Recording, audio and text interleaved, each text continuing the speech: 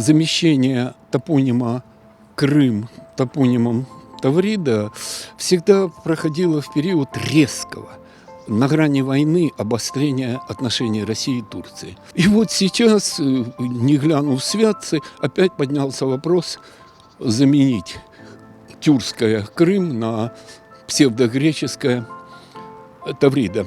Почему я говорю псевдогреческое? Дело в том, что этот топоним, в общем-то, не прижившийся, он официального статуса никогда не имел. Ну, был максимум Таврическая губерния. Восходит к семитскому Тавр, что означает горы. Почему семитская? Дело в том, что первые мореплаватели в Средиземном море, финикийцы, там, где видели горы, на своем языке помечали Тавр, Тавр, и поэтому топоним Тавр, он раскидан по всему Средиземному морю.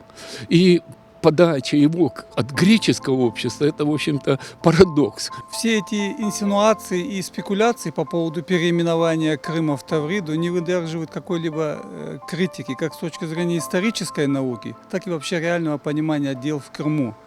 Они решили вопрос переименования Крыма, ну пусть теперь подумают, может быть, и нас переименуют, назовут там тавро-татарами или по аналогии с татаро-монголами или таврическими татарами. Как бы у меня такой саркастический пост был по этому поводу. Поэтому мне кажется, что это скорее какой-то такой выстрел в воздух, он скорее вот удовлетворит чьи-то личностные амбиции, но он не имеет какой-то большой политической целесообразности, на мой взгляд.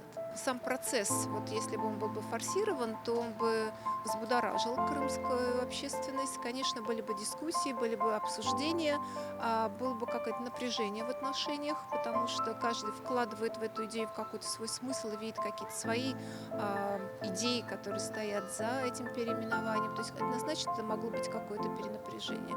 Но мне кажется, что это такая мертворожденная идея, потому что она требует больших финансовых, на самом деле, вложений, потому что одно дело провести эту идею, другое дело ее имплементировать. Это ведь огромное количество документов, которые нужно переделать.